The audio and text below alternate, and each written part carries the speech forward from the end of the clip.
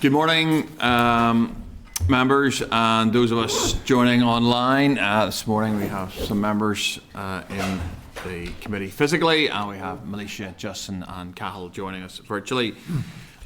John's 1 minute away there. Right, and John's Deputy Chair is in the building, like Elvis.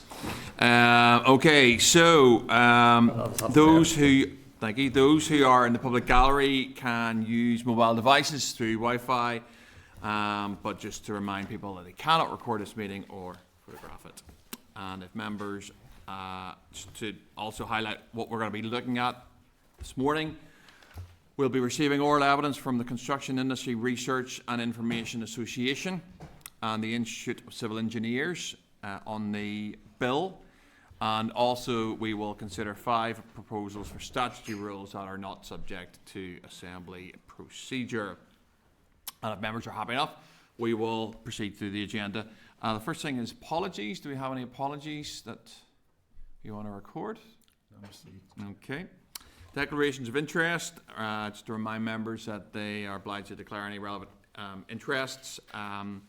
You can do that at the point of the item or now. Do any members have? Justin, yes.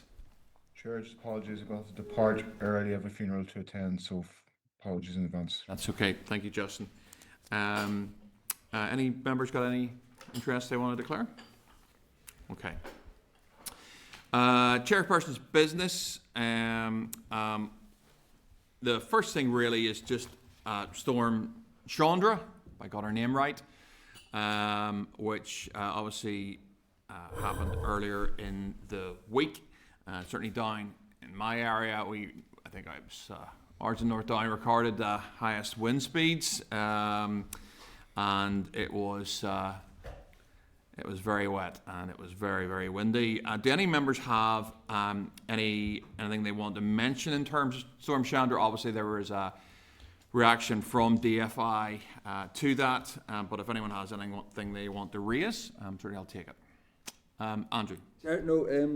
Just I suppose really in the first instance, obviously, is the Department of Infrastructure to pass on all the thanks to infrastructure workers that were probably quite literally up to their oxters in it, in trying to help, but also just again that this is becoming more prevalent, and I'm just wondering what updates we can get from the department. I suppose in my head what I'm thinking of is we've had the much mooted flood forecasting centre. Again, we haven't, this is becoming more and more apparent that this would help in such situations. I think there is numerous places, touch wood, as of yet, Downpatrick hasn't been affected this time, but nor Newcastle, but again these are places that have been affected before. It was up the country, we saw Drumore taking a hit, we heard in the radio this morning about Antrim taking a hit and the alleviation schemes, so I think it's important that perhaps get another update on those schemes. I'm sure there's other, we all have our constituencies and representatives here that are probably being affected in some shape or form, but also as well, again, with that amount of water, probably the damage that is being done to our road surfaces as well. Again, let's not, the bread and butter things again that the constituents notice the most. Again, what sort of update on repairing and such like regarding that too. So that's just my own personal thoughts, Chair. But again, just more to reiterate the thanks to the workers and those involved, but also just these long-standing issues with the department. Okay, no, that's fine, and I know a lot of people, as you described them on the ground yesterday from DFI, working very hard to sort out a whole range of issues and other utilities as well in terms of electricity and so forth. And we're very thankful to have staff who go out in pretty bad weather to do that for us and keep this country on its feet. Anything else on Storm Chandra? Anyone wants to raise? Chair, if I may, apologies for being late. I don't know what I missed. I'm sure it was all very valuable as always. Just the one thing I would flag up again is just there seems to be the lack of connectivity and continuity between local government and the departments. And there are emergency planning officers in council, and there's meant to be a direct liaison between the department and the council in terms of who's offering what. And yet again, it seemed to be that local elected representatives or community representatives were having to go to the council or DFI to find out where sandbags might be, if they were even in situ, who was responding to certain things. And it was almost like we're trying to tease information out for what is the umpteenth storm.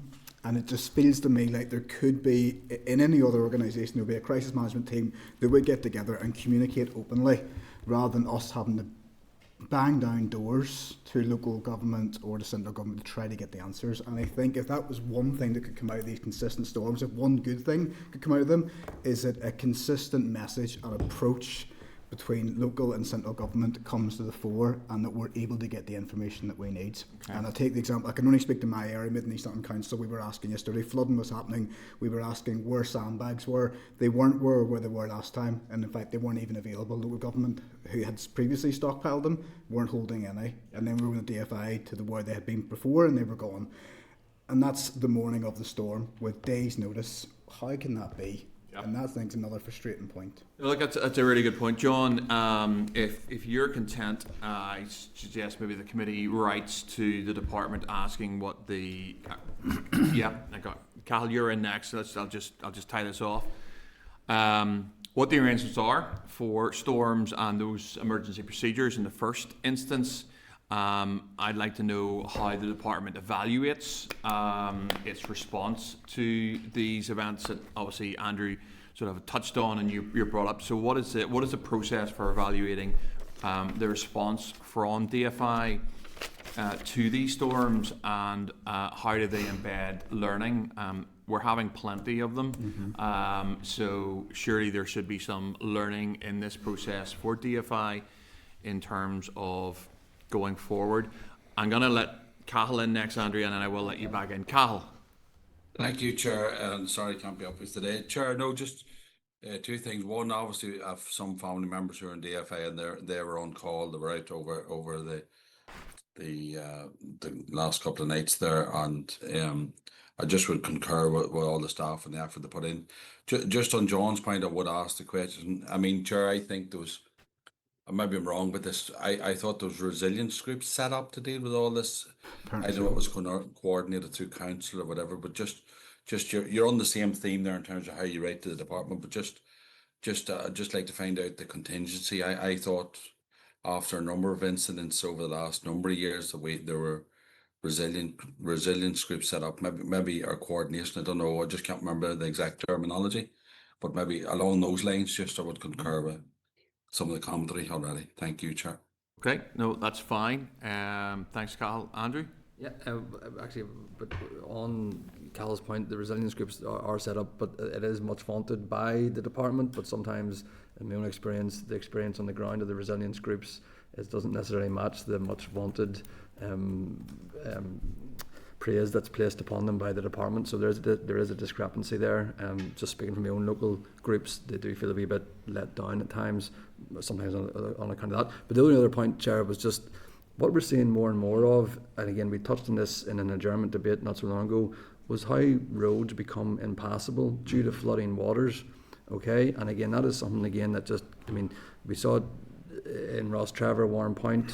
I'm sure there was issues up the country as well, but again it's how our infrastructure can cope, because at the minute it isn't coping with these high energy weather events which are coming more and more prevalent, really, Chair. Yeah. At Banbridge, I mean, all right across the consistency, and I'm sure right across the country, but our roads are at times impassable due to these weather rainfall events. Yeah.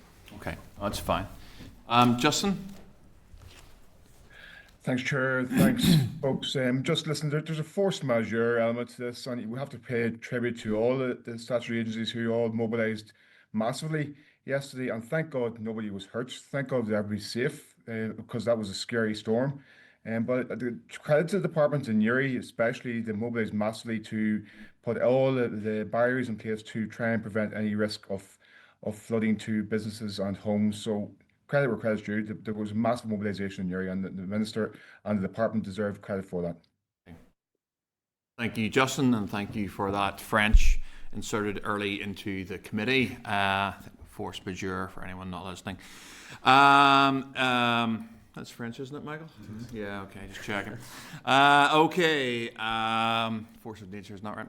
Okay, so look, the other item I have is on the graduated driving licenses that we discussed yesterday in the Assembly, finally, with an urgent oral in from me. So, look, I have a range of questions regarding this, notwithstanding my comments yesterday that I'll try to become my frustration. I'll just leave it there at the fact that this was not, this new scheme, one of the largest, in the words of the Minister, and most sizable schemes that has ever been introduced in Northern Ireland, that this committee wasn't made aware of it. And I'll come back to that in a second. To be fair, we weren't the only people who weren't aware of it. I have had significant correspondence about this in the last 24 hours now. I'll not mention this person's name. He's a driving instructor who's obviously quite influential in the industry. And I'll just give you verbatim what this person wrote to me. As yesterday's announcement was a surprise to the driving sector industry, nobody was aware of it, nor have we been informed or consulted regarding the news of training that will have to be delivered under it. So that should be comfort to this committee, where MLAs that are obviously here to scrutinise the Minister. We're not the only ones, folks, who didn't know about this. All the people who are actually going to have to implement this also were completely unaware. It leads me to and apologies for the heavy loaded sarcasm that I'm going to be using during this particular item.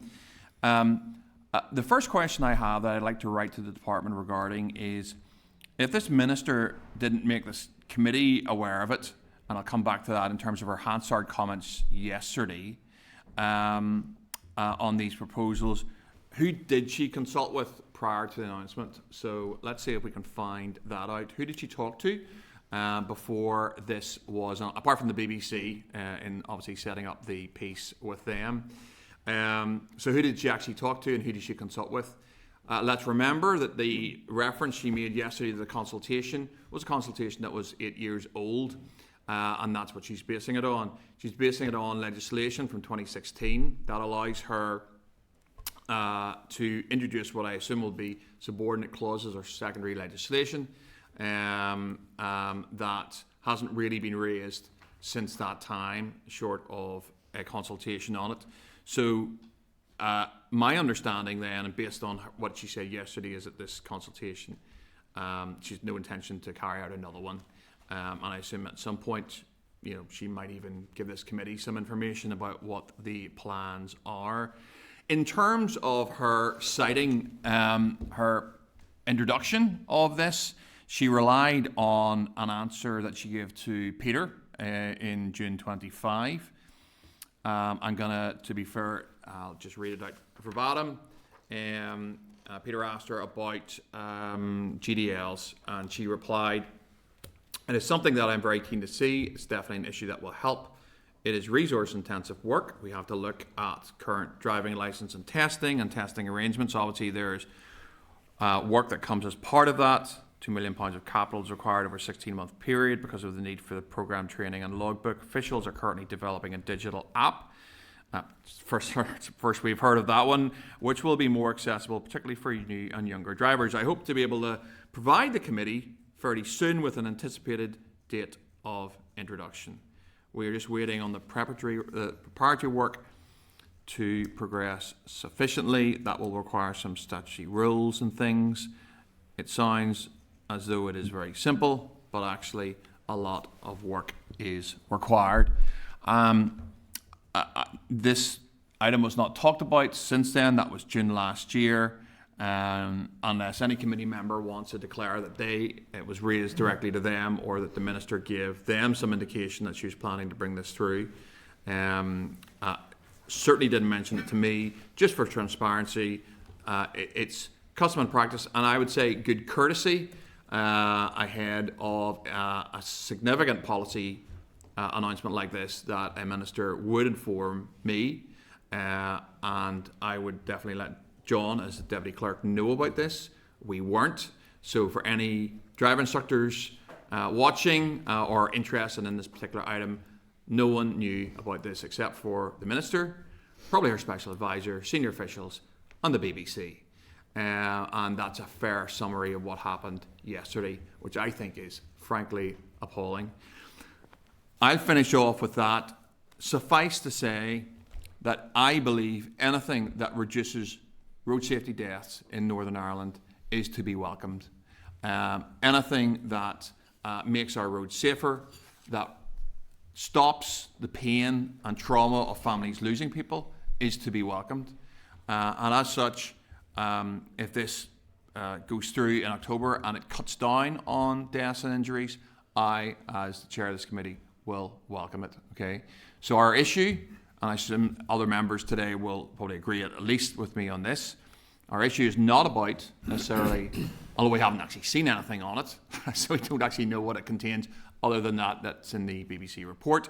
If it does improve our roads, if it does improve safety on our roads, if it does make our roads safer and reduce the appalling circumstances that some families have to go through every year, and those numbers are rising, I will welcome it, as will this committee.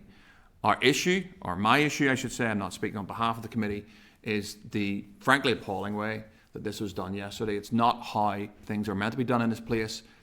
It limits the amount that this committee can do in terms of scrutinising anything that the minister brings forward, and ultimately that is our job. We're talking about stuff that happened 8 years, 9 years ago, and this came completely out of the blue. So I'll park it there. Stephen.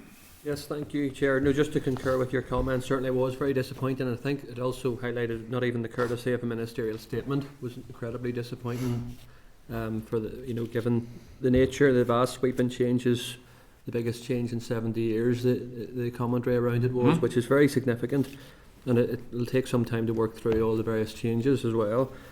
So I suppose just to tie in what you mentioned about even the lack of consultation from the driving testing sector, I would like to know whether that's been replicated in terms of that lack of consultation with important bodies like the PSNI, for example, that are ultimately going to have to, implement these changes and monitor them as well. And there's real, I suppose, resource issues around that as well. So I think there's questions like that need to be answered. Is it properly prepared for changes that may come in, within 9 months' time? And I think also, I would feel it would be useful and imperative for the committee to have a briefing with the DVA ASAP, to get a deeper dive into some of the changes and what's proposed. So that's just my thoughts. I would echo your comments that it is disappointing, that the committee was largely ignored really on such an important issue, and hopefully lessons can be learned by this minister. I agree, Stephen. John. Thank you, Chair. I'll echo everything that you said. I think the way it's been handled is really, really poor. I said yesterday during the urgent oral that I thought it was a slight on this committee, and I believe that, and I believe it's a slight on the Assembly as well. There is a process for doing this.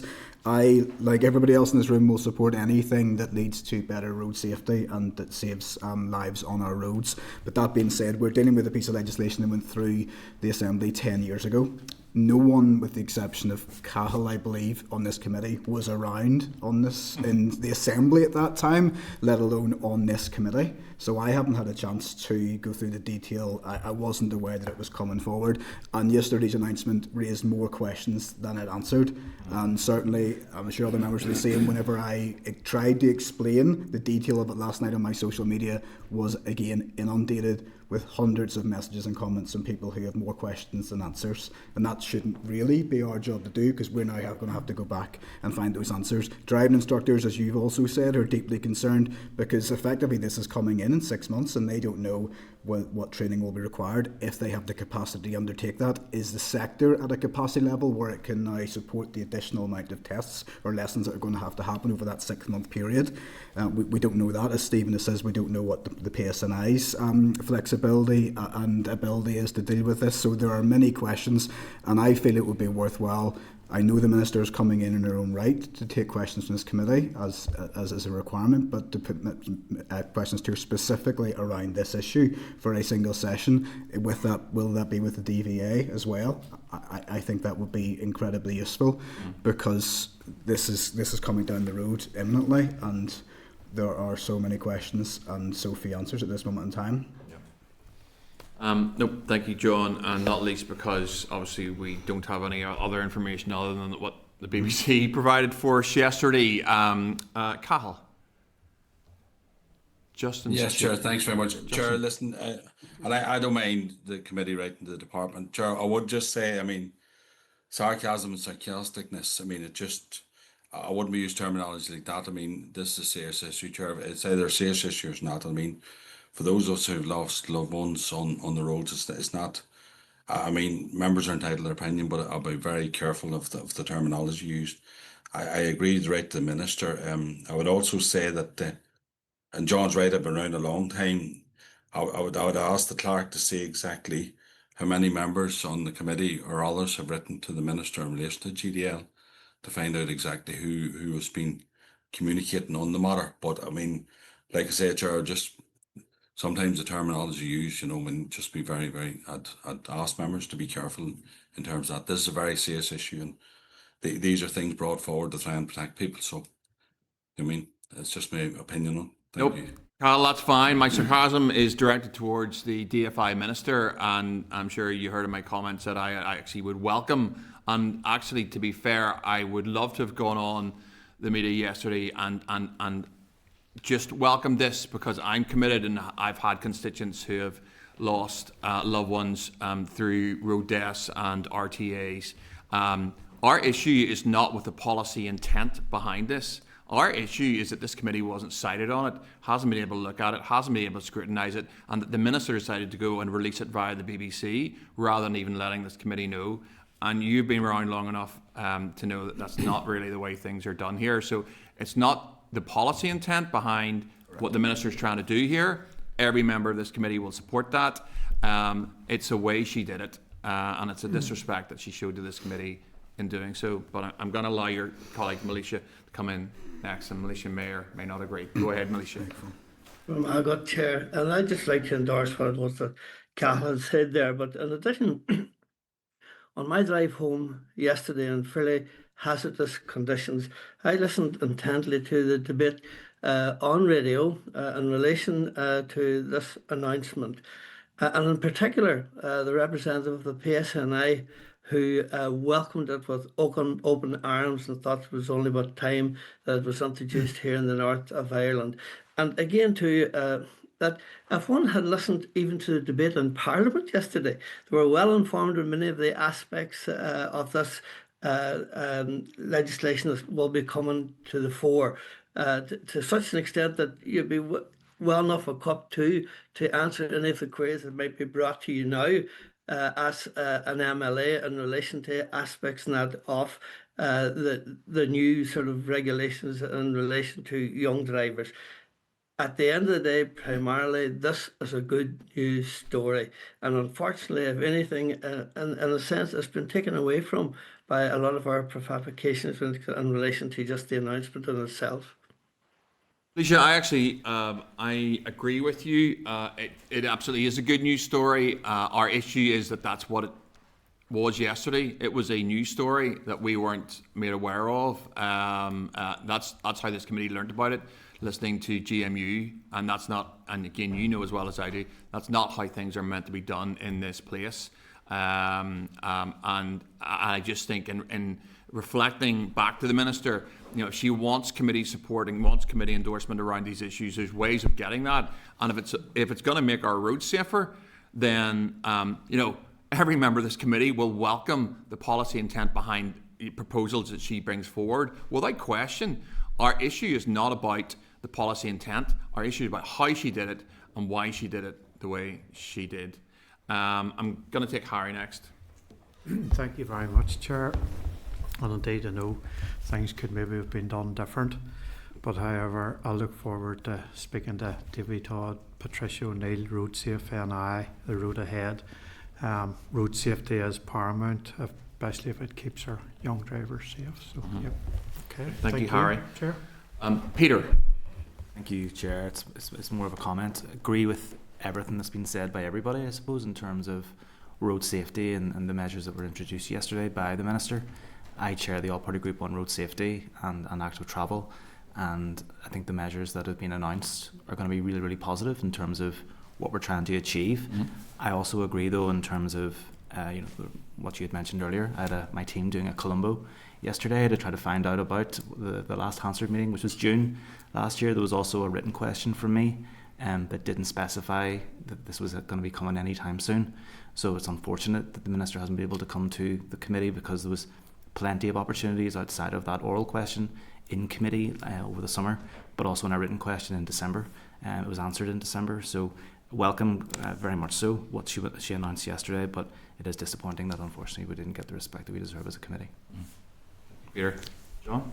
Yeah, Chair, thanks for letting me back in. And look, I take the points of Alicia and others. Absolutely, I agree with the policy intent of this graduate driving licence scheme, as did the Assembly 10 years ago when it was approved, and it is pretty lamentable that 10 years on it's taken this long. So with that in mind, the fact that it's taken 10 years, I just would have thought that a better way could have been done to handle it. We heard from the department yesterday, when we finally got the Minister as well in front of the Assembly, and the department will now launch a public information campaign, which is very welcome. It would have been nice to have had that information and all the aspects of it before it was announced, so that we don't have to feel the ambiguity and try to search for answers. It also says it's planning to liaise with approved instructors and the PSI and a range of stakeholders in advance of its introduction, which is 6 months or 7 months away.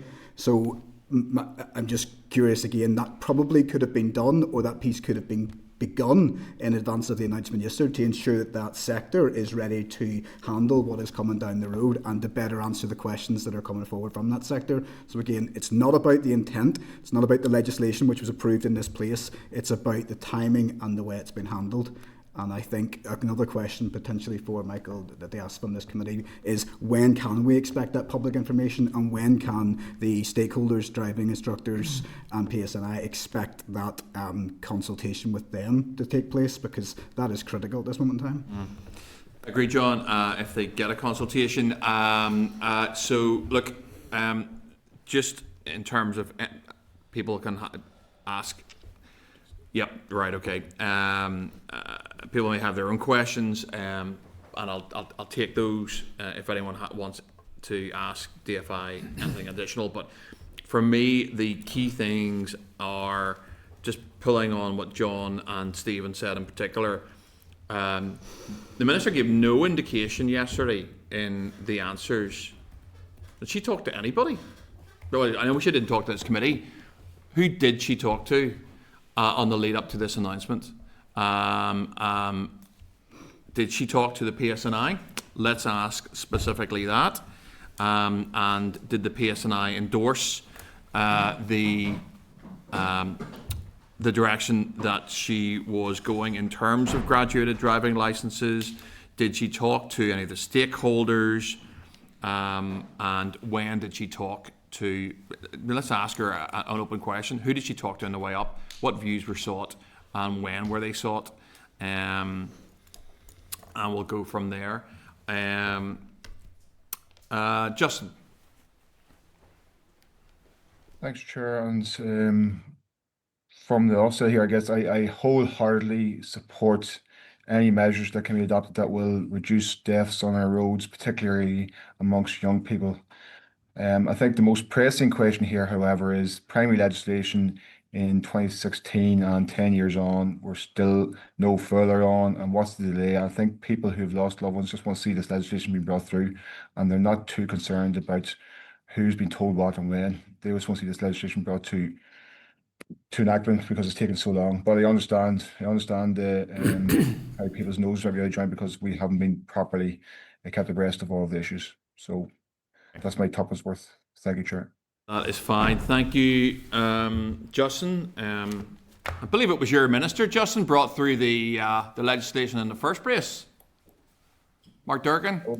That would be correct. Environment. Well done. That's the legislation that the minister is going to be relying on. So it was your man who brought it through way back 10 years ago. And it was 2016, wasn't it? Yeah. So well done. Okay. So I have nothing else. You can. Sorry, Michael. Go ahead. Just to check with members what they've agreed to or will be agreeing to. So it's to write to the Minister, firstly to state concern that the committee was not made aware. If the committee wasn't consulted, then with whom did the Minister consult, and what views were sought and when did this take place? There was also an additional question about when the publicity campaign would start. So that's all I had for the letter. Cathal did ask that I compile a compendium of any Assembly questions to the Minister on the matter for the committee. Sorry. Sure. Harry? Not a letter to the Minister, but should we maybe write to the charities, Road CFA and I, the road ahead, maybe for a view at a later date? Yep. That'd be okay. Let's write to them and ask them how, if you're happy, were they consulted on it? Yeah. Okay. Happy with that, Michael? Yeah. So just to check everyone's content. Peter? Yeah, sorry, I had to nip out for a phone call there. I'm actually just looking at the Hansard from last year, and the Minister had said an estimated 2 million of capital is required over a 16-month period because of the need for programme training and the logbook. Can we maybe get an update on how much she anticipates it'll cost as well? Yep. And has she got that in her budget? Did she specify it as an item in this year's budget as well? Because she did then, she knew she was doing it then.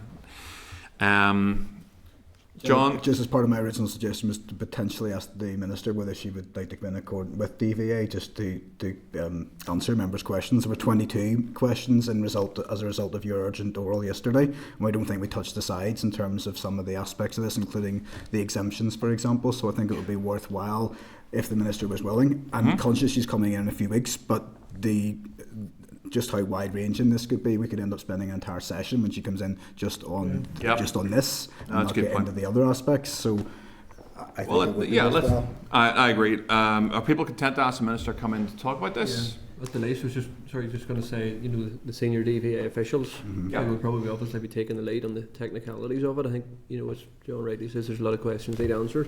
I think there's 14, people can keep me right on this, there's 14 modules that people have to go through on this.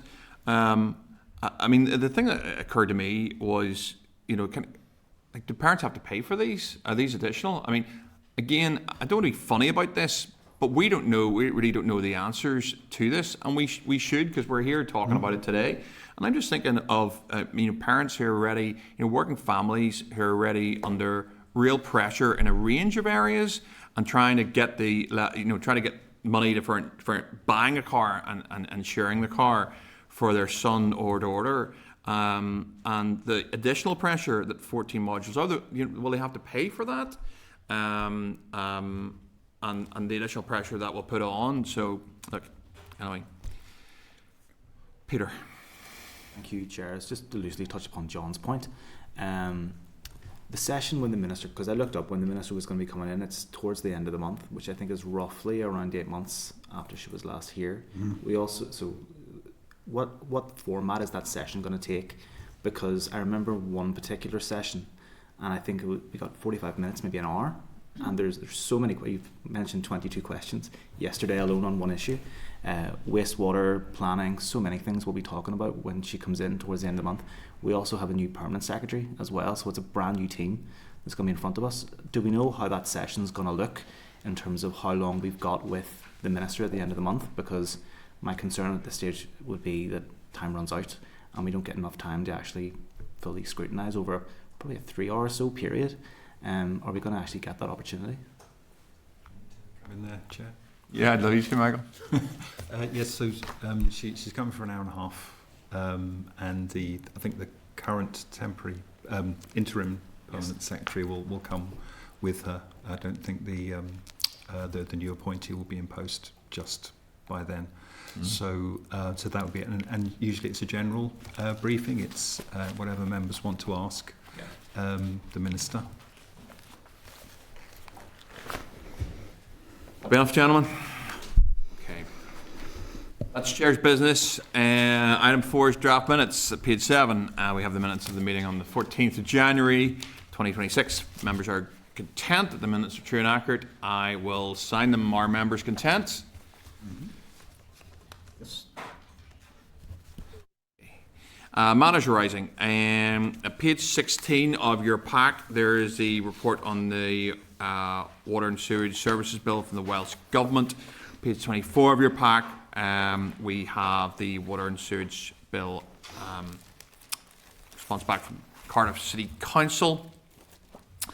Just to remind members then that at its last meeting, the committee has commissioned RIAs to summarise key findings of the former committee's visit to Wales on SUDS. Following some discussions between the clerk and RIAs, copies of the minutes of evidence for those sessions have been put in the pack and will be included in the bill folder and the transcripts. Members will no doubt note from looking at this material that local government in Wales operates very differently from Northern Ireland, and we'll be aware of that in terms of the council model that the rest of the UK follows in terms of where they devolve a lot of powers, and that includes planning, for example. So there are significant differences, and in terms of contrast, based on some evidence that we received from CEF last week, development contracts in Northern Ireland appear to perceive a knowledge gap within local councils regarding this area. And there's no action from that, but that's just to make members just aware of that, and that is all I have in terms of matters arising. Does anyone have anything else? People happy enough with that? Okay. So, correspondence at 32 is the correspondence memo. And what I intend to do is take members through the core memo and then take them through the things that I need to raise, and then we will note the rest unless members have anything they want to raise, and I will ask members at the end of it if I have not covered an item that you wish to raise, please highlight that, and we will of course discuss that. So at page 31 we have an update from the Infrastructure Minister on December's monitoring outcome. Members will note that in the Minister's response, the Department had an expectation to receive 6.7 million in respect to pay pressures, but actually got 4.6. And the Department received a capital allocation of 58 million against bids of 113. Although it should be also noted that I believe the Department's capital expenditure this year is the largest that DFI have ever received. My suggestion is that the committee writes to the department to seek its assessment of the level of confidence it has as to whether it can manage the outstanding pay pressure of 2.1 million, including any areas of risk that the department identify regarding that, and then also a summary of the structural maintenance projects that will be delivered as part of the 13.2 million allocation, including costs and timescales, and perhaps how the department tend to prioritise those projects as well. Has anyone else got anything on the monitoring outcome they want to raise? You're happy enough. Page 34. Is that agreement to write? Was that it was very quiet. Somebody nod at me. I need somebody to nod. Yeah, there's John's nodding. Okay, page 34. Copy correspondence from the Communities Committee, including a response from CEF. to the draft budget and a request from the Committee for Information. My suggestion is that we write to the Committee for Communities to highlight the level of evidence that we have gathered in response to the wider issue of funding for Northern Ireland Water and the constraints that it's having on future economic development. The other thing we may want to consider is just highlighting the recent evidence that we've had from the CEF, which was, of course, last week, in its scrutiny of the bill. If members are content with that action, unless they have anything else they want to flag up to the Communities Committee, anyone got anything additional? Nope. Justin looks like he's going out for a run there. Grief. Justin, are you away, brother? Yeah, 100%. All right. He's got his jacket on. Okay, so content that we just take those actions in terms of the, community committees. Okay. At page 39, we have correspondence from, again, the Committee for Communities, including correspondence from the Department for Infrastructure regarding the application process for drop curbs. Just need committee agreement to note the correspondence and request a copy of the department's response once it is received. Committee agreed? Agreed. Page 43, we have correspondence from the Committee for Finance, including correspondence to the Minister for Infrastructure regarding Clause 17 of the Administrative and Financial Provisions Bill, which we flagged up to Committee for Finance in terms of our response to that before Christmas. I just need committee agreement to note the correspondence and request a copy of the department's response when it is received back by that committee. Are committee agreed? Intent. Okay. Do members have anything else that they want to raise off core that I haven't mentioned? No, it's important that people get a chance to. That's okay. In that case, what I'll do is ask committee, are they content to note the remaining items? Okay. Thank you. That takes us to item 7, which is the Water Sustainable Drainage and Flood Management Bill. And we are having some witnesses from the Construction Research and Information Association and also the Institute of Civil Engineers. I'll take you to page 75, which is the clerk's memo considering this session. I need to get committee agreement that the session is recorded by Hansard. And we have Martyn here with us today, who is the ICE Northern Ireland Vice Chairperson. Martyn, you're very, very welcome. Yep. And thank you for coming in. Normally what will happen is that you will make an initial presentation and then you can expect some questions from committee members regarding that. Adrian remotely. We have Adrian. I see he's popped up on our screens remotely. Adrian, you're very welcome as well. And he's joining us, and he is the Senior Research Manager at CIRIA. Okay, so Martyn, we're in your hands. Great, thank you. And Adrian and I had a conversation yesterday just to try and manage some of the timings and coordination, so hopefully that helps us a little bit this morning. So yeah, I've got a bit of a statement which I'm going to read some of, and then we can take it from there if that suits the committee. Thank you. So thanks to the Chair and Committee for opportunity for IC to be able to provide evidence on this Water Sustainable Drainage and Flood Management Bill. I'm Martyn Harvie. I'm here today representing the Institution of Civil Engineers as Vice Chair for the region. I'm a chartered civil engineer for Atkins Realis in Belfast, and I've worked in the field of urban drainage for over 25 years.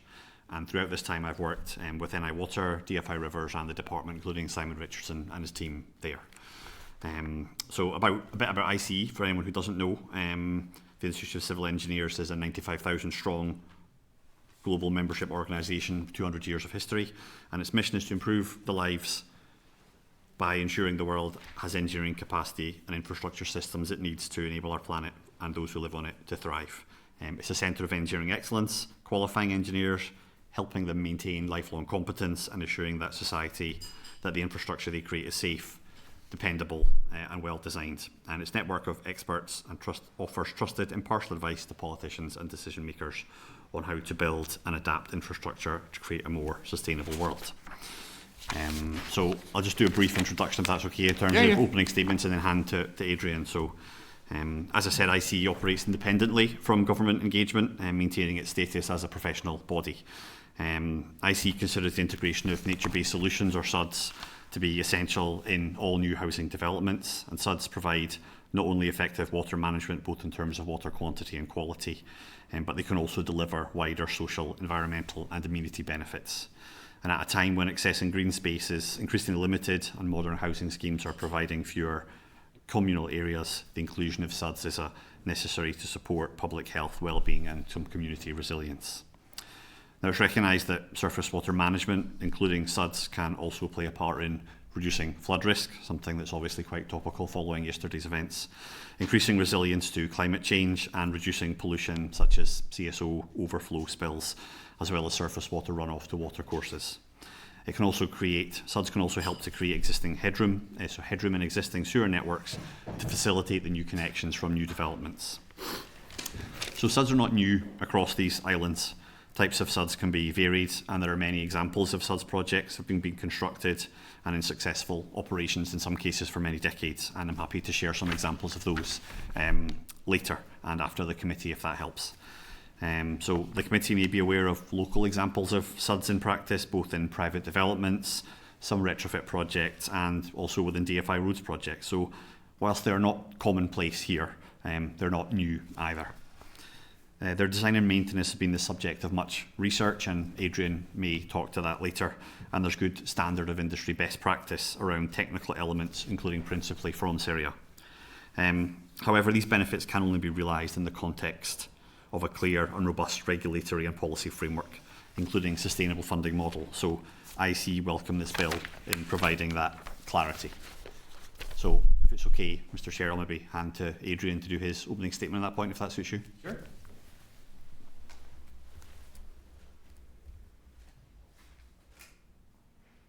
Hello, everyone. Can you hear me okay?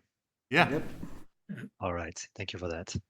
Okay, so my name is Adrian Baudrimont. I'm a senior research manager at CIRIA, and CIRIA stands for the Construction Industry Information and Research Association.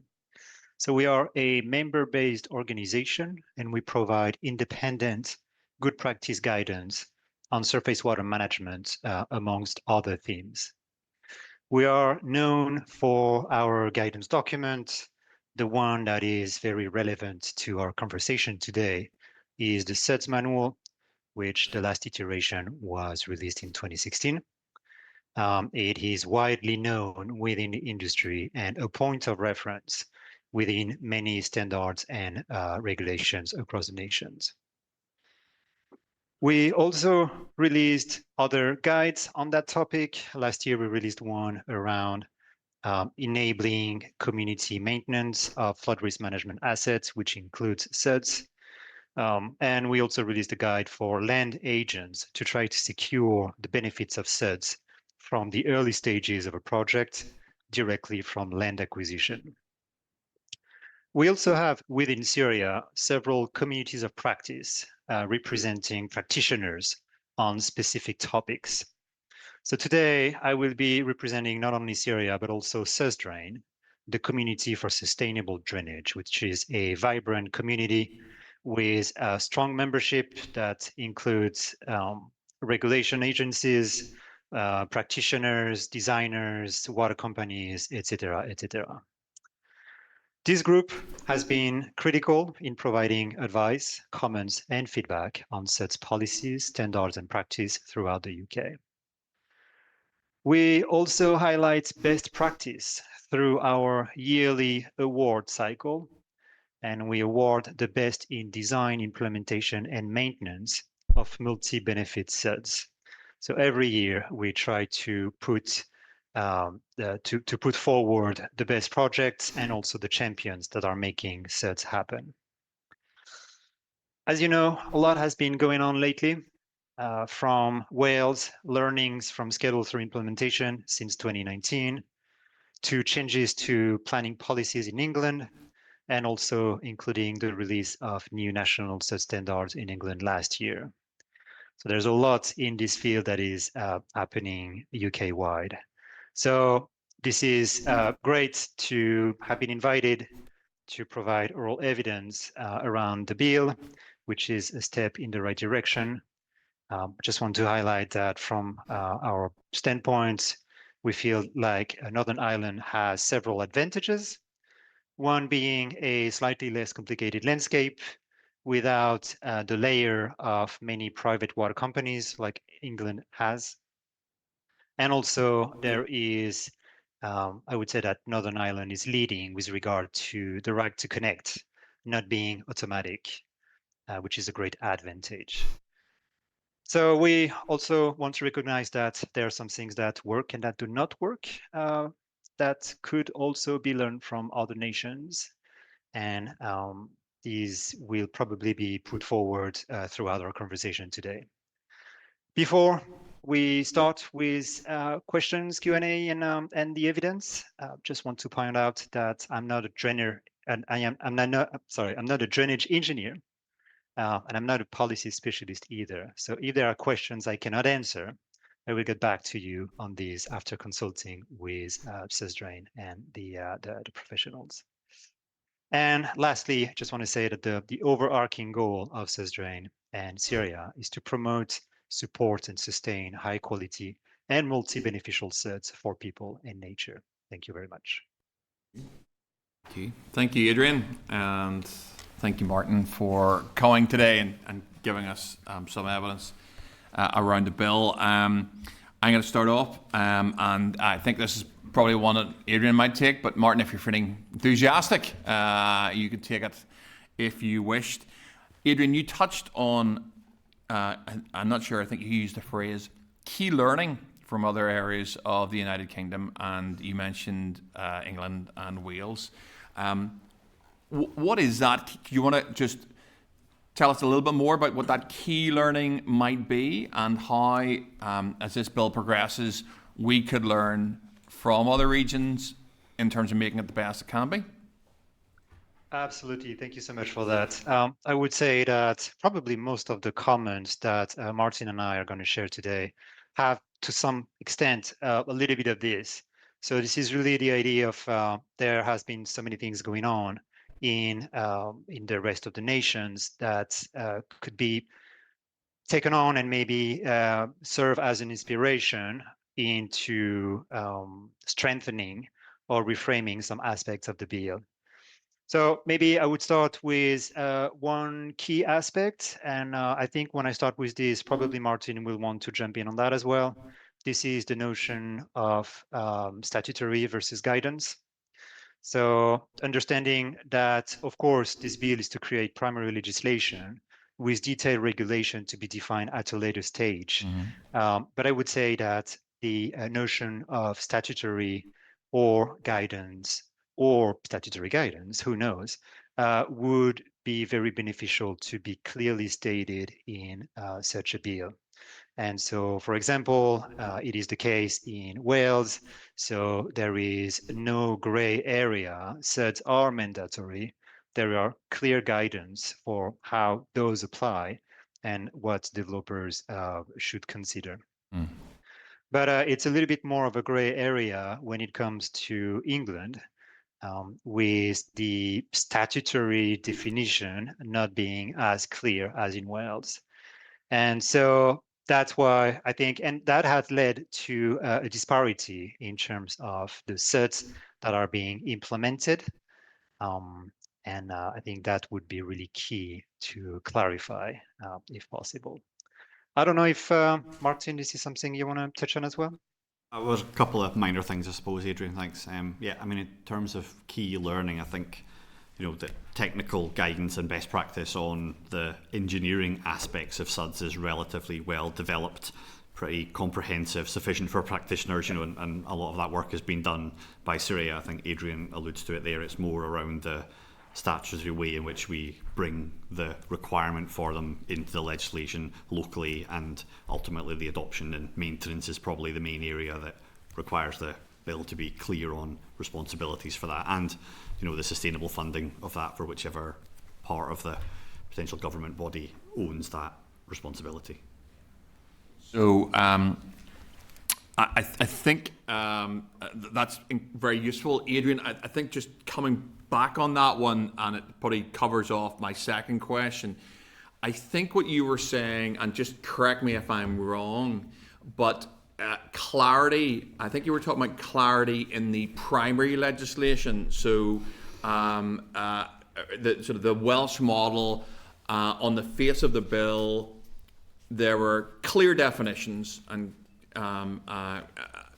clear outcomes that the legislation wanted to achieve in terms of its policy intent, and those weren't left to subordinate or secondary legislation, but they were there on the face of the bill. Is that the sort of thing you're saying, Adrian, in terms of the Welsh model? I just want to tease that out with you. Yeah, I think that's it. It's providing maybe a little bit of more clarity on the what to be expected later on, and to have this stated right from the get-go at the bill level would facilitate its later implementation. I mean, taking examples from once again Wales and England, the Flood and Water Management Act back in 2010.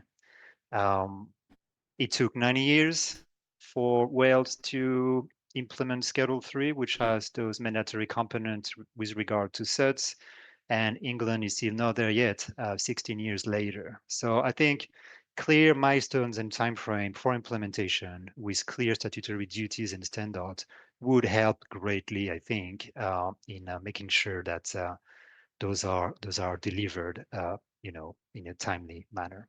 Okay. This is great. I'll probably never get to my fourth question at this rate because this is really, really useful. I'll stay with that one for a second.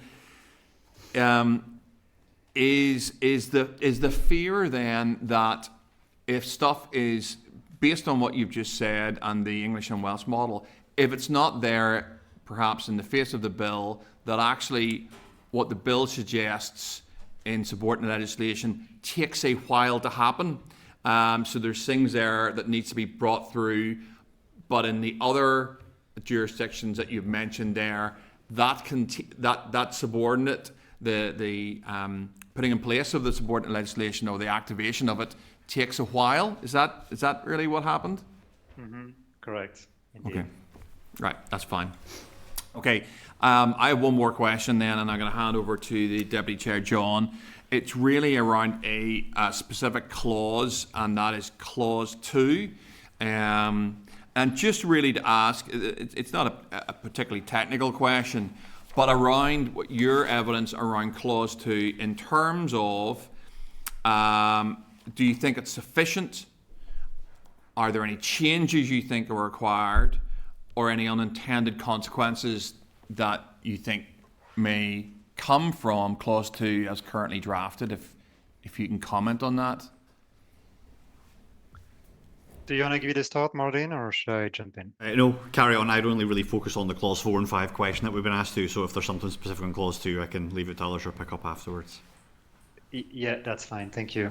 So I think Clause 2, correct me if I'm wrong, but I would say that something that maybe a feedback to give to the group is clarity on approval bodies and who those could be, who those will be, where is that responsibility going to end up being.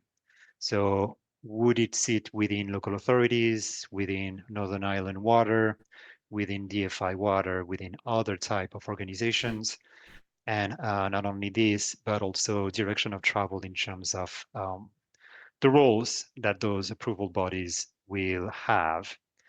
So I think that's probably what I would say about this one. Okay, that's fine.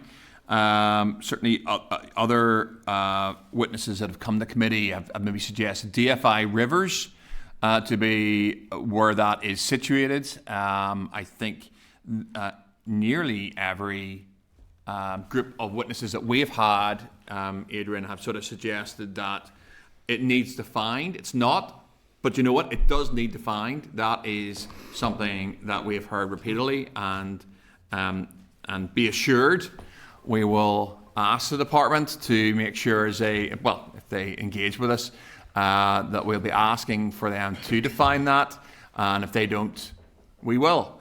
So don't worry too much about that. We'll get to the bottom of that one. I might have one more, but I've talked for long enough. I'm going to hand over to the Deputy Chair. Thank you, Chair, and thank you for your questions. Adrian and Martyn, it's great to see you. Thanks so much for your answers so far. I think it's really useful.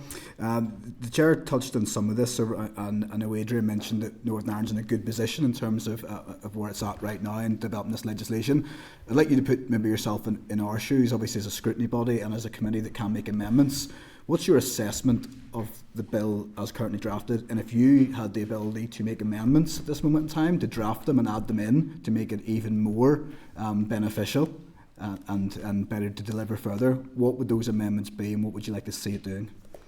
I think that's something would need a bit more of a written response, to be honest, in terms of amendments. But I'm not looking for you to draft them specifically, but maybe areas you think could have gone further, and how we maybe could use the information you give us today to help draft those. I have some notes here on sort of adoption and maintenance, on where responsibility would take place, the role of a SUDS approval body. I don't want to make an assumption that is an outcome, and the technical best practice thing. I think we've covered off. So maybe just to pick up on the SUDS approval body piece, that regardless of where it sits, just to echo Adrian's points, I don't necessarily know that it matters to some extent which department it sits within, as long as its role and the way that it operates are clear. And I think you've touched on it around very explicit roles and responsibilities, and obviously the funding and the maintenance of that around any new SUDS features, be they within a wider public space or within new housing developments, is probably something that needs a lot more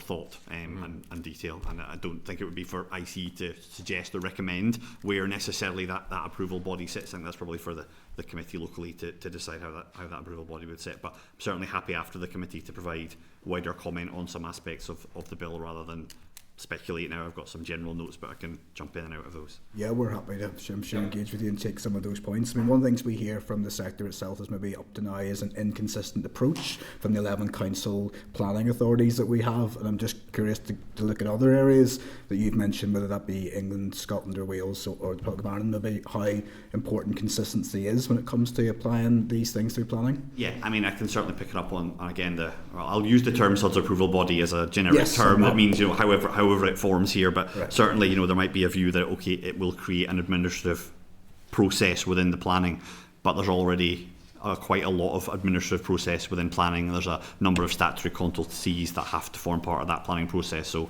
whether that approval body sat independently within DFI Rivers, it could be one more statutory or non-statutory consultee, depending on, as Adrian raised, how the bill was written in terms of that. It would certainly allow for a lot of greater consistency.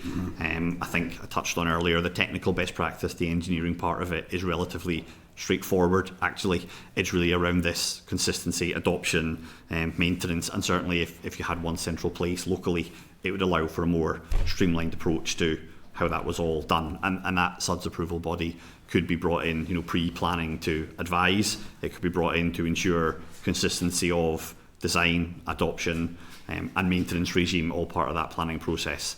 So they can certainly advise at the front end stage around the design construction. There's probably something post-construction where that SUDS approval body would need some sort of powers to check that maintenance regime, that the standard had been built, a bit like housing around planning and things like that the follow-up was there as well for such a body.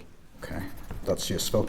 Currently, as you'd be aware, gentlemen, the SUDS features in new developments don't count towards the 10% of open space, often making them logistically and financially not practical.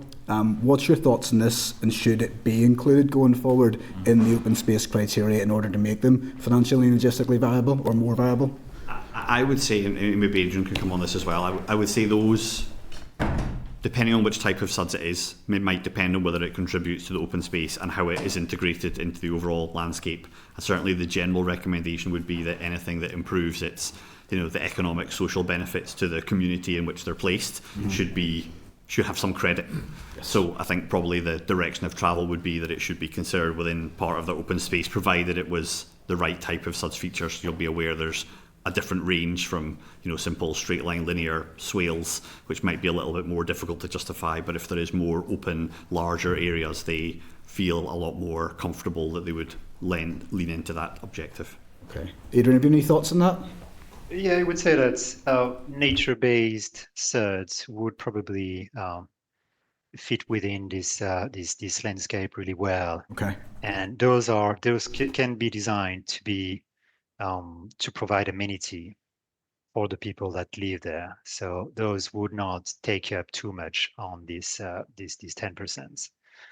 But maybe to rebound on this, maybe is the notion of engineered versus nature-based solution sets, and the definition within the bill on structural sets. And I would just, I'd like to actually learn a little bit more about the reasoning behind this particular definition to kind of set aside the structural ones versus the nature-based solutions, and what are the adoption and maintenance requirements for these types of sets. Okay. So maybe it's a question open to you, actually. I probably won't be able to answer that, but I'm sure we Go on, can. have a go, John. I'm not sure I would trust my engineering and understanding of the matter, but I'm sure we will be able to find someone who can.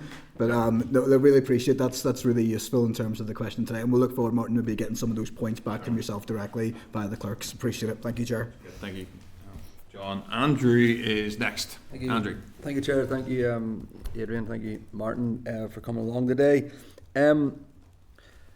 Just again to sort of keep pulling that wee thread there about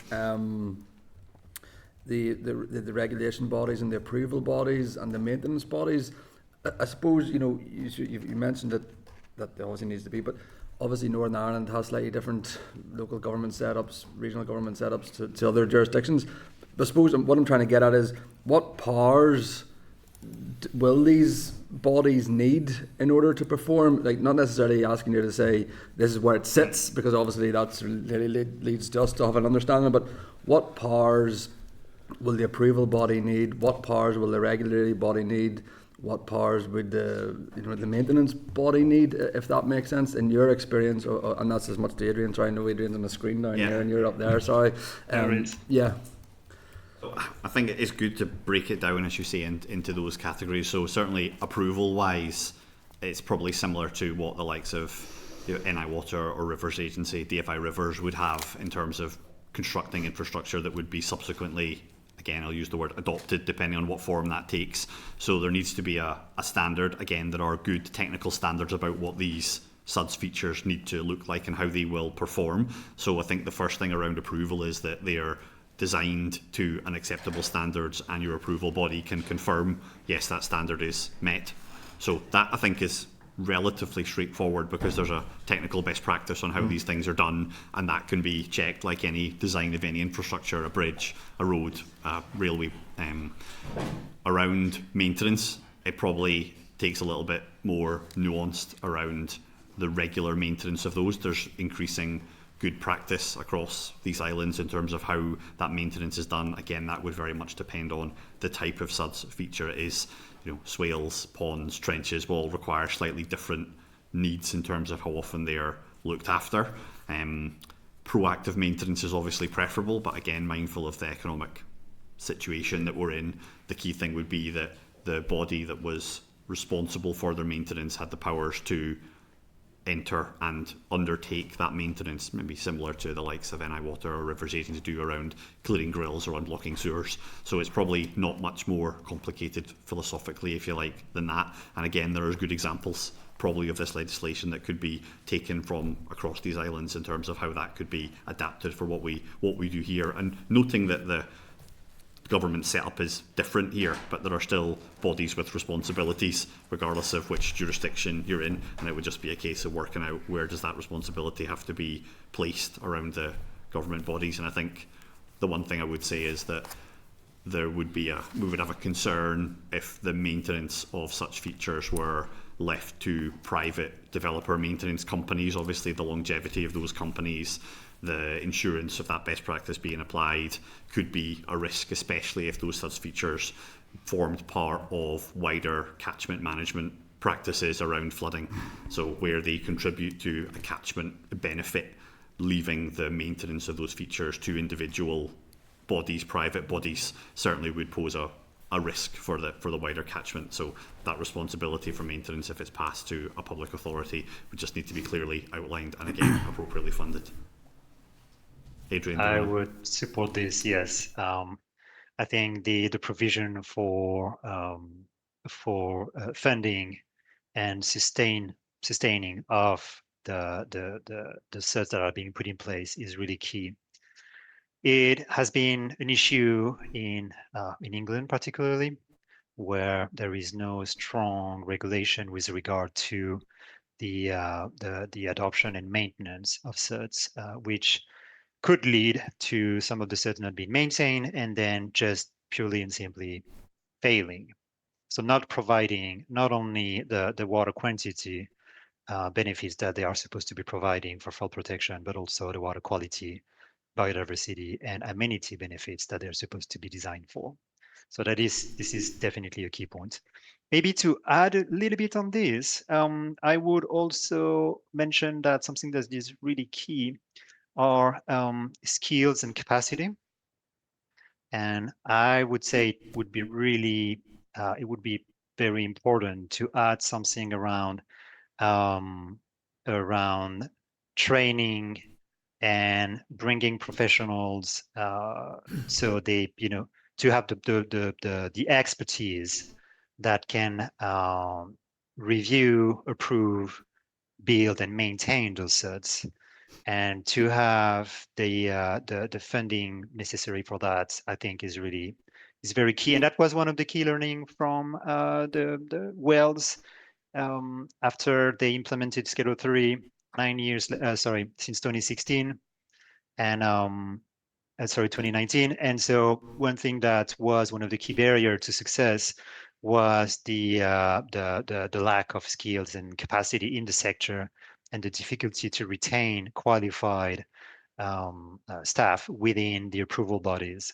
So an effort to highlight this and to secure this training and upskill needs, I think, would be very critical. And that goes with the maintenance, of course.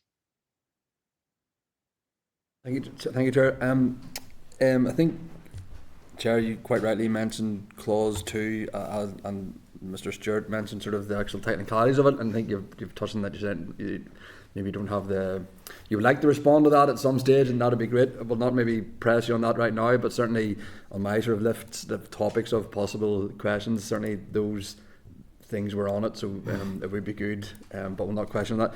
Mr. Harvie, there, whenever you were making your initial comments, I was sort of scribbling down some sort of key points. Certainly amenity spaces were on there as well. I think that's important. But one of the things was you talked about flood risk, and again, quite a pertinent topic this morning, given the morning after the day before. I mean, how much of an effect can this have, sort of, as a mitigation?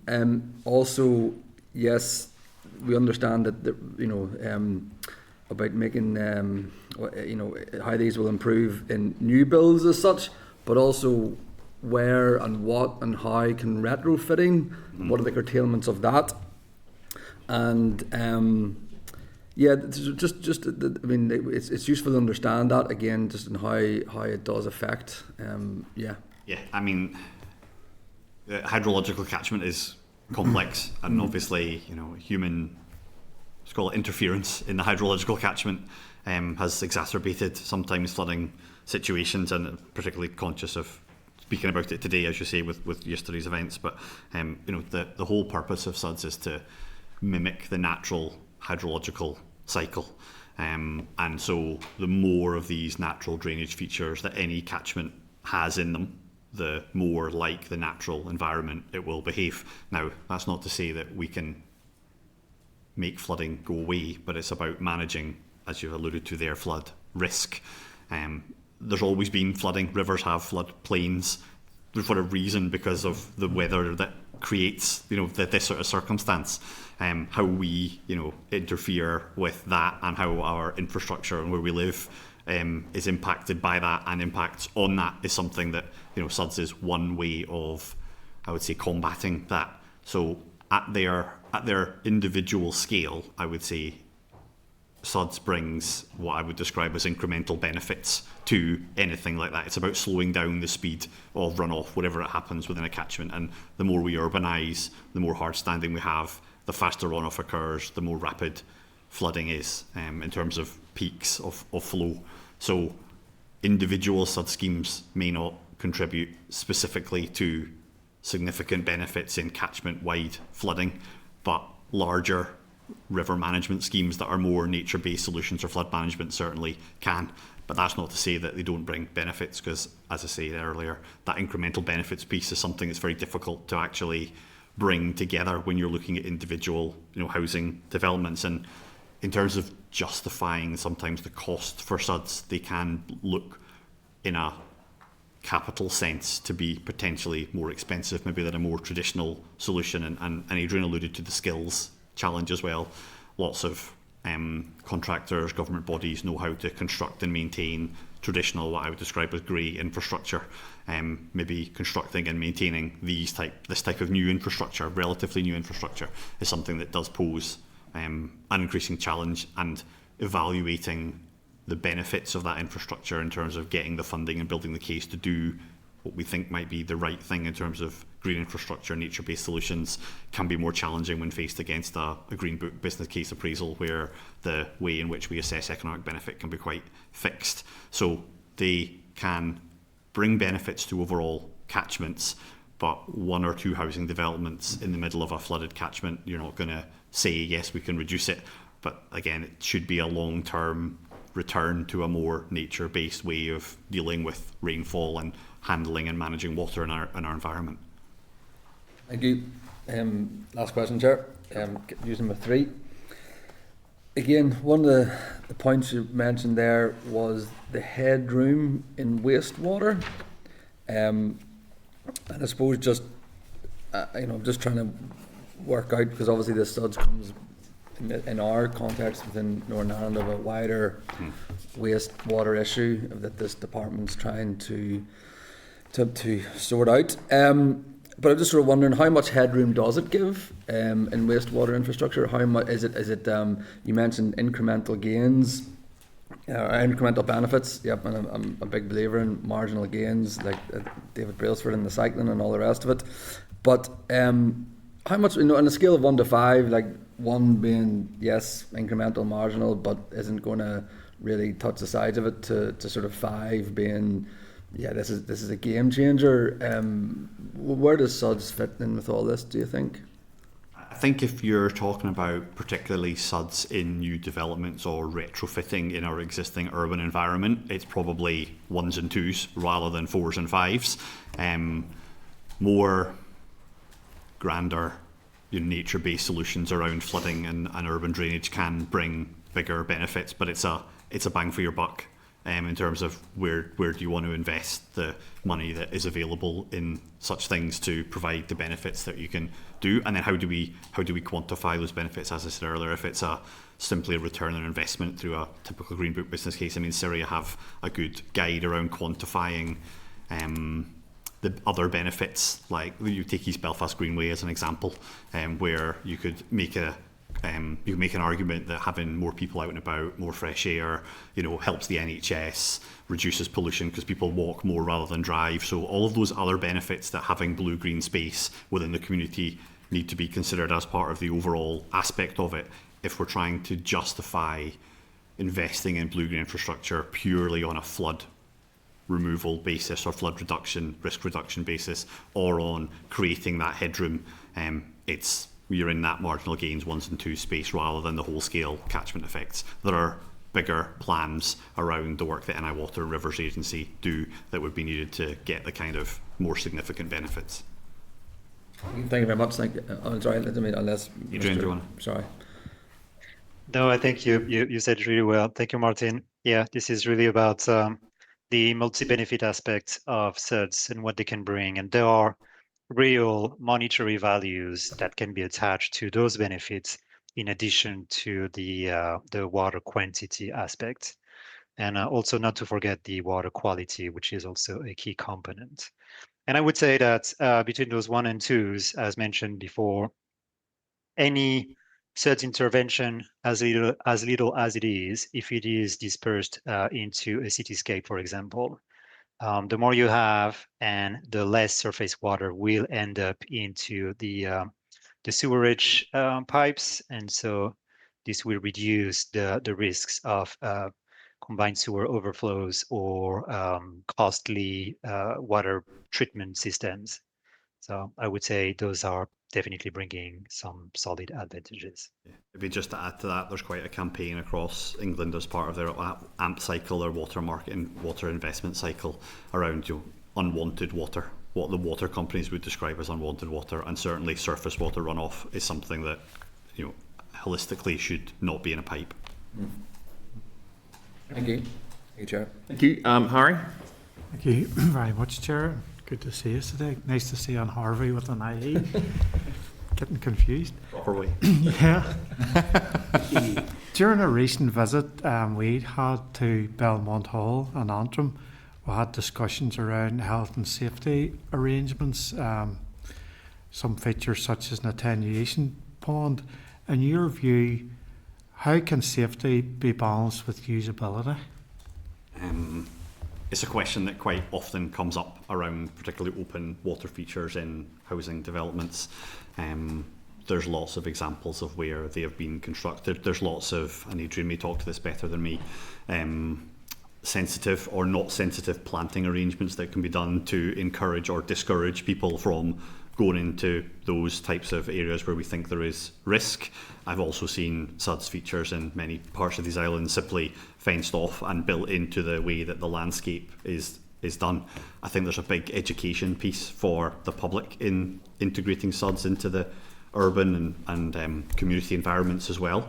There's a lot of road accidents happen, but we don't suggest that we would fence off every road because cars drive on it. So I appreciate that standing water is a new thing that would be introduced to an environment where it currently isn't, but there's also lots of sub features where you don't need standing water in order to make them effective, and they can be designed in a way and safety can be mitigated, or safety risk can be mitigated in a way that's sensitive to whatever you want to install them.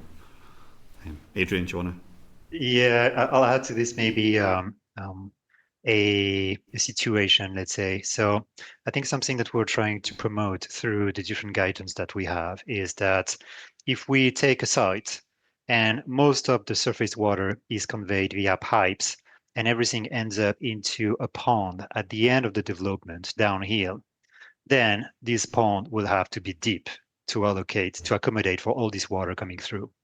And a deep pond means standing water, deep edges, and so all of a sudden, safety becomes a really critical consideration. What we're trying to advocate for is to avoid to have all those underground systems, and instead having smaller surface SUDS interventions throughout the site that actually do capture most of the rainwater when it falls, and that does not need to move further down the line, which means that in the end, the amount of water that needs to be taken into account for attenuation is actually much smaller than what it is if you pipe it out throughout, which means that the pond can still be there, but it will be much less deeper with less standing water, and that can be then designed into an amenity feature that allows for, as Martyn described, vegetation for people to observe, to access, but also with removing any sense of danger into it. So I think a combination of those smaller SUDS features dispersed throughout the site will allow for less deep ponds and remove some of those risks. Appreciate your answers, yeah. And have there been examples of health and safety related issues at other SUDS sites elsewhere in the UK? I would need to check records to be sure. I'm sure there have been answers, and I'm sure there is mitigation measures that can be put in place around those. I don't know, Adrian, if you've got any particular case studies.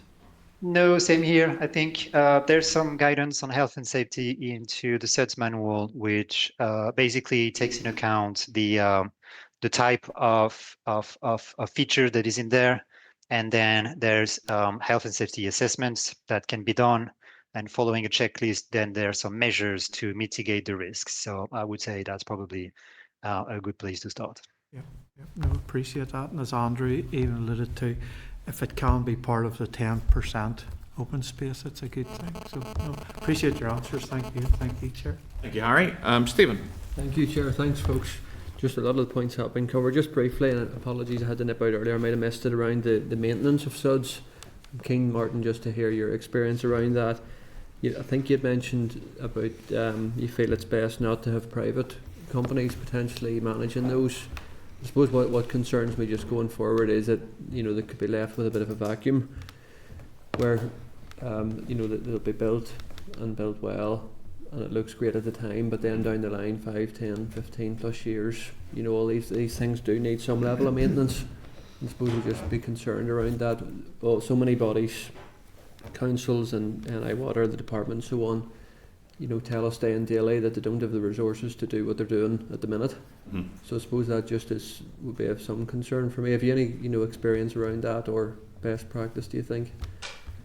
Again, I think my view is it comes back to some of the design aspects. Where's the SUDS going to be located? What sort of maintenance would it be? Different examples where they're planted. You might, especially if they count towards open area, you would have a maintenance happening by the council regularly around maybe cutting grass or another statutory body cutting grass or trimming bushes or something like that. So it could be that the maintenance is as low level as what, in inverted commas, low level that happens in other parts of the sort of public realm, if you like. Mm-hmm. Certainly it's complex here in Northern Ireland. Any new development is obviously private initially, and then there's a long process towards adoption by the department, which can take many years and can never be done. So I suppose that leaves many areas where it is down to the private companies where groups of residents are paying for that contract. Yes, a bit like the other parts of the infrastructure, the road or the sewers and the lighting that's put in those private developments, they have to be up to a certain standard and then they have to be taken in charge at an appropriate time. So certainly adding SUDS to that list would be one more thing, but you may also be removing one more thing, because in a lot of those developments you have a foul sewer and a surface water sewer, and if the design was done in an appropriate way, you remove the need potentially for some parts of that surface water sewer within that development, and therefore that's one less thing to be maintained. It just means there's something else to be maintained, but in a slightly different way. So I agree, it is a risk, and it's a movement that would have to be done to understand how these things had to be maintained and done and looked after differently. Again, there's good examples of where SUDS have been inappropriately designed and placed, and they have failed and then subsequently restored or retrofitted with other types. I think it comes back to the point that Adrian made around appropriate sort of skills and experience in terms of the SUDS approval body, making sure that the recommendation for the right type of SUDS was done in the right place at the right time. Yeah, okay. I don't know, Adrian, do you want to? No, I think you covered it really well. This is a really key aspect, and one thing that probably is to be avoided is the future creation of orphan assets where a private company does not exist anymore, and an asset that was supposed to be maintained by that company is not maintained anymore, and then it's just it goes downhill from there, if I may say, because communities and people living there seeing an asset not functioning, being completely derelict, is not sending positive messages at all, and that leads to a misinterpretation maybe of what SUDS could be or should be. So I think this is a really key point, to try to secure the means to adopt and maintain those features in the long term. Yeah, I think it's an important issue. There's an opportunity to get it tied in, into this legislation to make sure it works, for now and also for the future as well. Yes, and whether if you had an approval body, that approval body could also act as a, police to the maintenance of those features and to make sure they were acting in the right it way. highlights the need for a single approval body as well, very much, you know, that we keep that uniformity as much as possible. Absolutely. I think consistency would be really Yeah, important. definitely. Thanks, gentlemen. Thanks, Chair. Okay, thanks, Stephen. That's it, gentlemen. Thank you very much for your evidence today. I thought that was really, really interesting, and we covered a wide range of areas in both your evidence and the questioning, which I think is really, really helpful. We write out to you to get some of that additional stuff that we talked about there, Martyn, during the session. But look, thank you, Adrian, and thank you, Martyn, for attending today. Really appreciate it. Thank you for inviting me. Thank you. Cheers.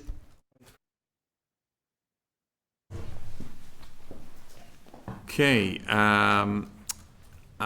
Certainly, there was chat during that session about writing to CIRIA and ICE after the session to request some additional stuff. Michael, I'll hand over to you to see if there's anything that you picked up, anything additional that we need, or that they said they would provide to us. They weren't specific about it, but there's a number of questions in the clerk's brief that if we just send those questions out that weren't asked or answered, if members are content to get answers back from them on those, so there's specifically around what members might be interested in terms of the bill itself. Okay. Anything specific members have apart from that? No. Okay. So just seek a committee agreement that we write out accordingly. Mm-hmm.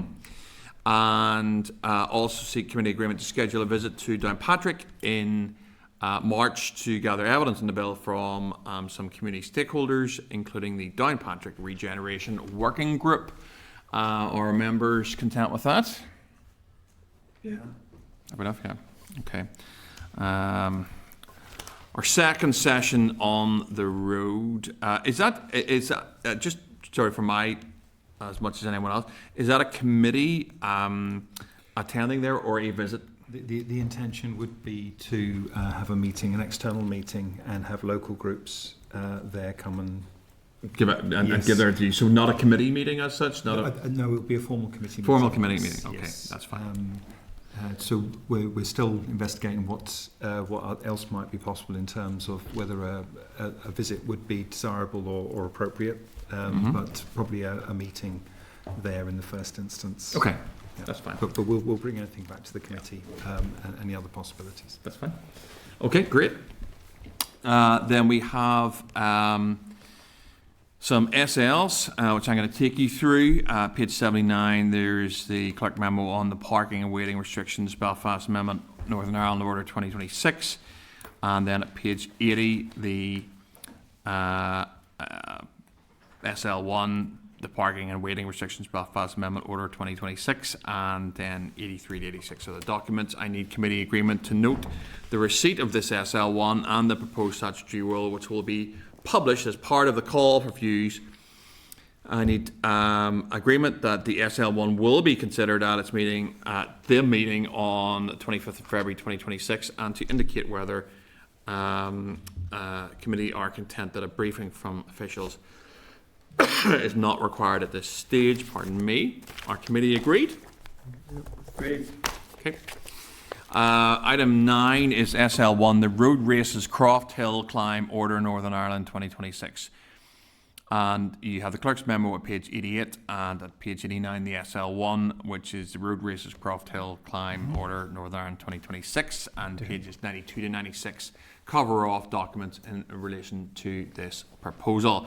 I need to seek committee agreement to note the receipt of this SL1 and the proposed SR, which will be published as part of the call for views, and to agree from committee that the SL1 will be considered on its meeting on the 25th of February 2026, and to indicate whether you are content that a briefing from officials is not required at this stage. Are you content? Agreed. Okay. Item 10 is SL1, the Waiting Restrictions Cumber Amendment Order Northern Ireland 2026. Page 98 is the clerk's memo. Page 99 the SL1. And at pages 101 to 104, documents that relate to this proposal. I need to seek committee agreement to note the SL1, the proposed statutory rule, which will be published as part of the call for views, to agree the SL1 will be considered at its meeting on the 25th of February, and to indicate whether you are content that a briefing from officials is not required at this stage. Are you content? Yeah. Item 11 is the waiting restrictions Clogher Amendment Order Northern Ireland 2026. Page 106, there's a clerk's memo. At page 107, there's the SL1. I just read out at pages 110 to 115 the documents in relation to this proposal.